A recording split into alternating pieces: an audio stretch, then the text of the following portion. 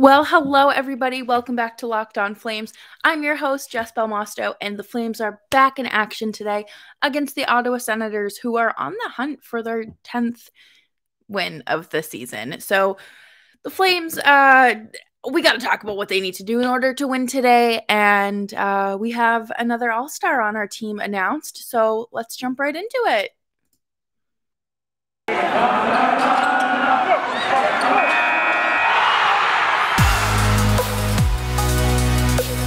You're Locked On Flames, your daily podcast on the Calgary Flames. Part of the Locked On Podcast Network, your team every day.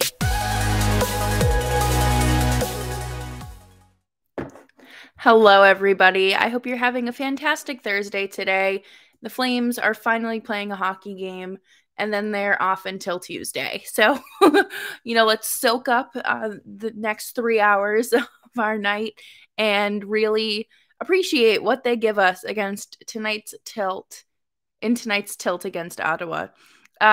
Projected lines, they're looking a little different than they did on the last time we saw this team. Your first line stays the same, but then you have Coleman, Backlund, and Tyler Pitlick right up there on your second line. And Mangiapane, Dubé, and Ritchie, followed by Milan Lucic, Sean Monahan, and Trevor Lewis. And then you have Zadorov and Goodbranson back in on that third pairing with Markstrom starting in net.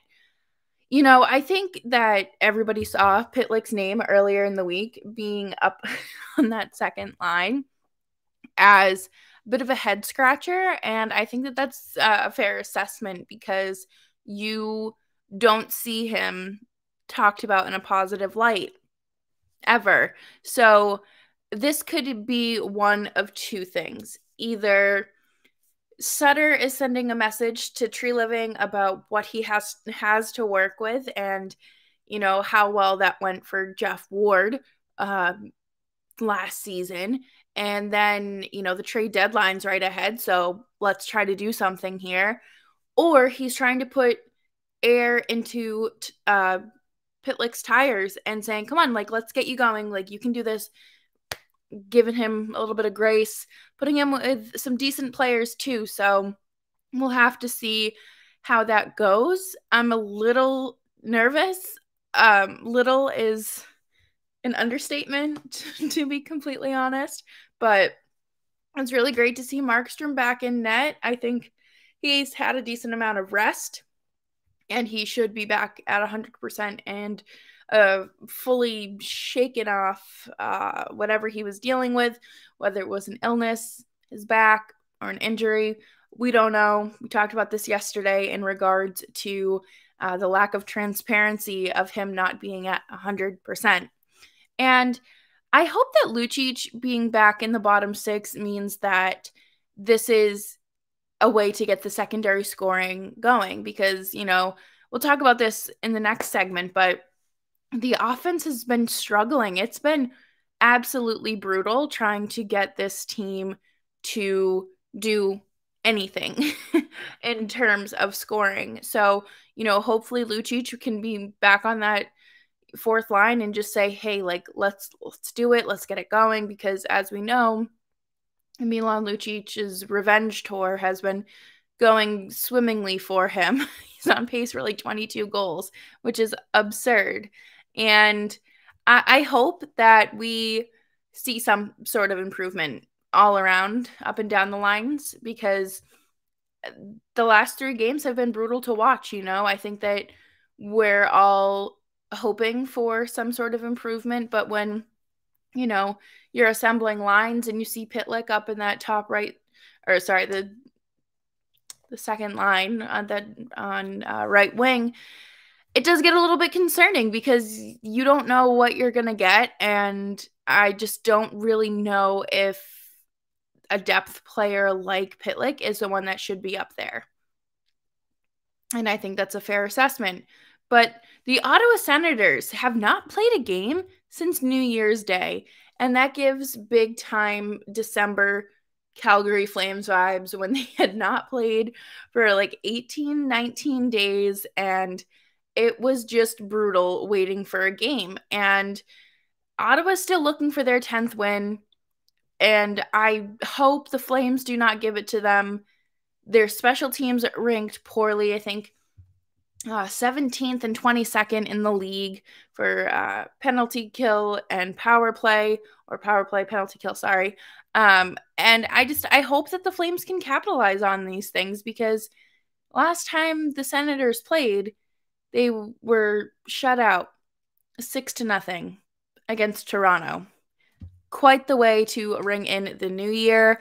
And, Battle of Ontario is not as competitive as the Battle of Alberta, which we still have no idea when the December 27th game is going to be rescheduled for. So, we'll have to keep our eyes out for if we're ever going to play the Oilers again, and if Evander Kane is suiting up against the Oilers, against the Flames, who's going to take one for the team, Okay, so coming up next, we're going to discuss 3 things that the Flames need to do to win. These are the key factors heading into tonight's matchup. Thanks so much for tuning into Locked On Flames. I'm your host, Jess Belmosto, and please be sure to follow me on Twitter at Jess Belmosto. There are often times where you look at a pregame report and it'll say like key factors to winning a game, and you're just kind of like, no kidding, like it's the same stuff, just rearranged and in different wording. But I think the Flames have a unique opportunity here, because they haven't been playing much hockey, and the hockey they just played last week was not very good. So they give us something to work with. It's great stuff, right? So tonight, key factor number 1, go out and take an early lead. One thing that kills this team is them falling behind and just digging themselves a deeper grave. If you've ever worked in restaurants and, your table, it gets sat, and then, you try and take care of another table and it's very busy, you call it in the weeds. So we don't want the Flames to be in the weeds tonight. I think it's, really important for this team to go out there and just light up the Saddle Dome. Not literally, please. Oh my God, no. Blake Coleman has 4 points in his last 2 games, and Mangiapane is 2 points away from career 100th career point.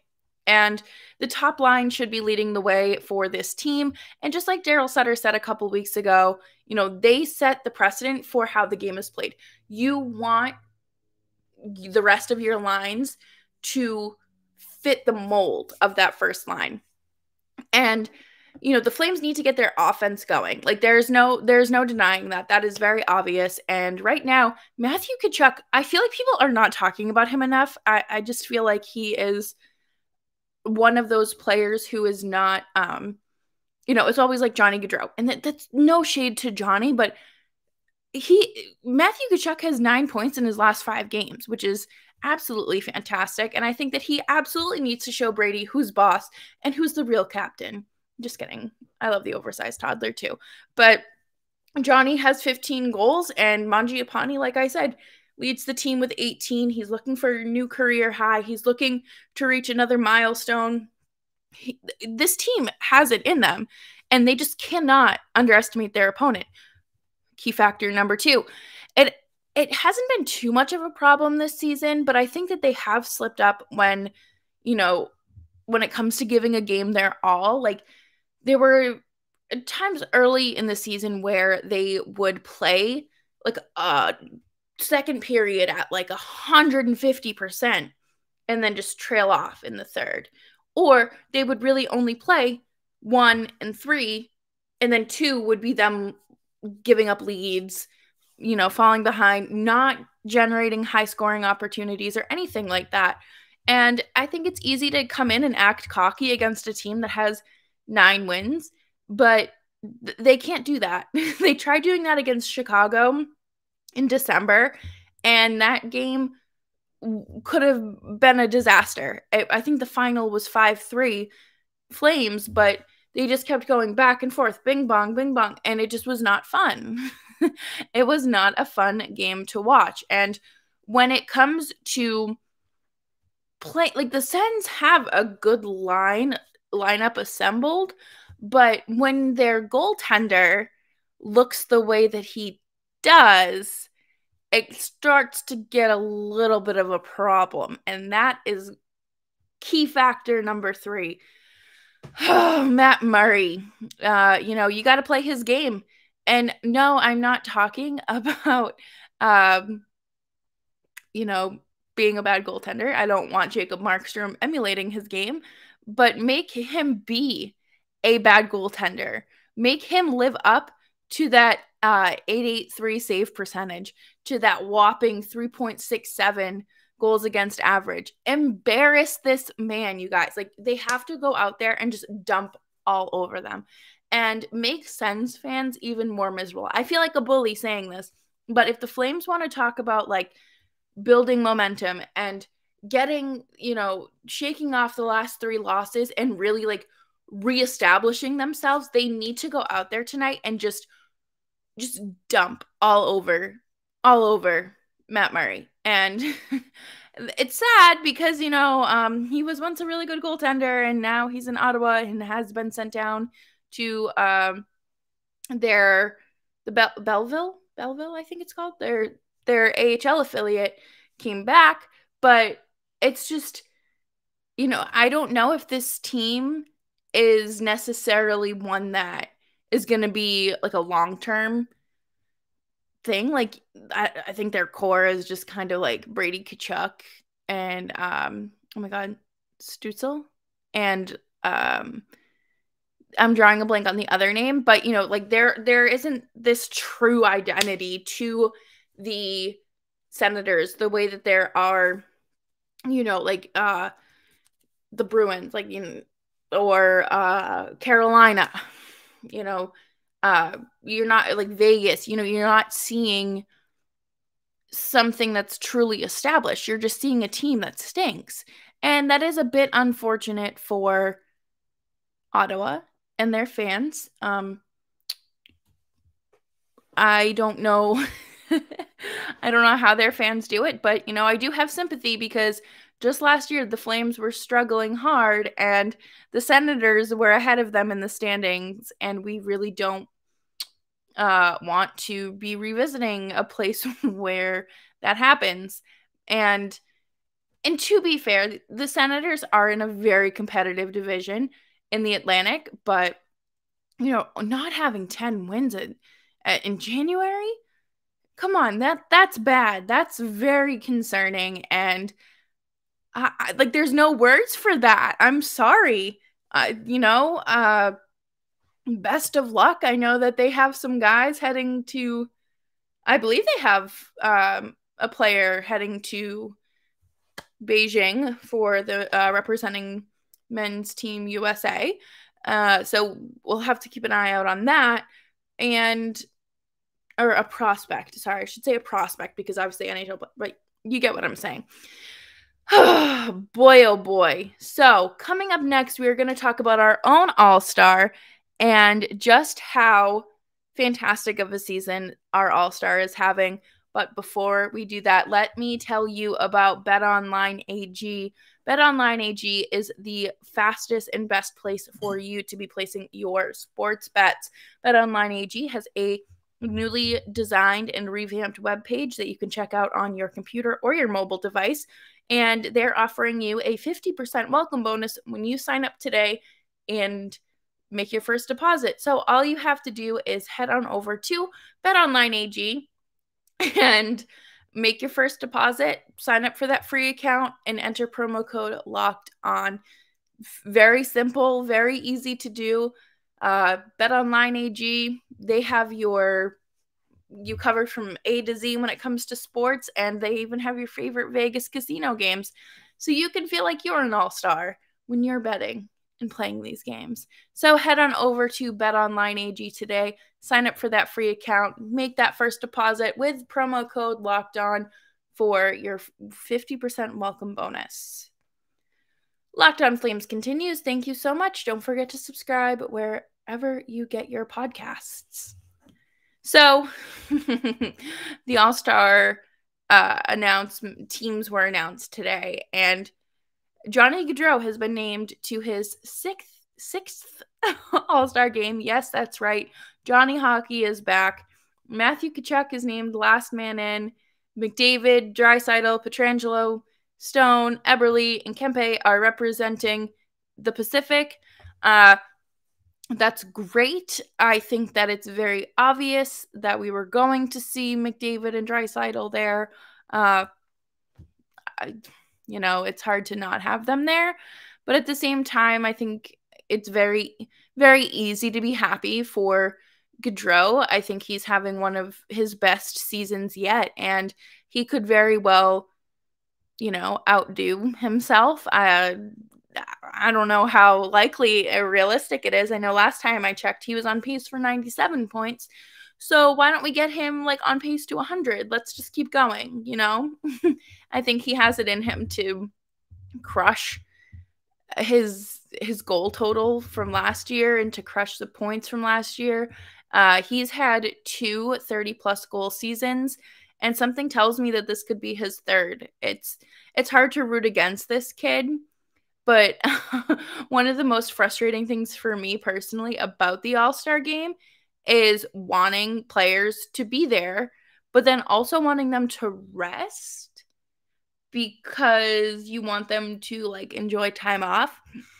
And especially with Johnny being a newlywed and also just kind of giving it his all night after night and wanting him to rest up before the playoffs. And I know people are going to talk about his slumpy playoffs, his lack of production in the playoffs as soon as April rolls around. So we're going to get out ahead of it on this show and really dive deep and talk about that. But like I said, he's had 2 30-plus goal seasons, and I don't know what it is. I don't think that he has this on and off switch like people are saying when it comes to a contract year. I think that he is just finally playing with healthy line mates and line mates who are strong playmakers like him, and he has a healthy, lineup behind him as well. It's not just about him. It's about everyone else on this team.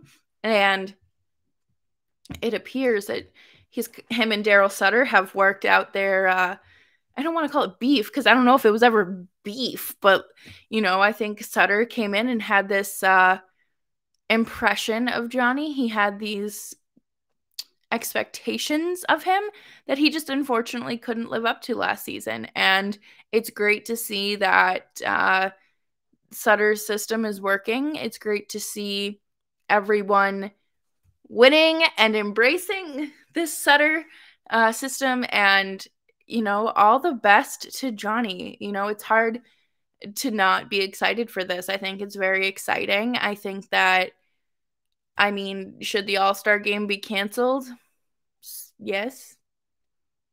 But it's a money-making revenue-making outlet for the league, so they would never cancel it like they did with the Olympics. But again, I digress.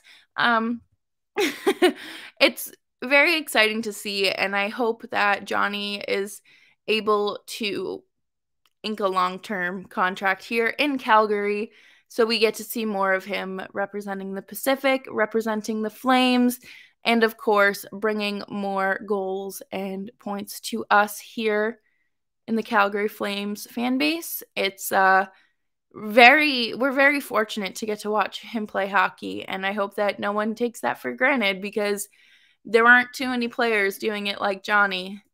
And that's all I have for you here today on Locked On Flames. Thank you so much for tuning in. I'm your host, Jess Belmosto, and we'll be back tomorrow with a game recap and, of course, our winners and losers of the week. Bye-bye.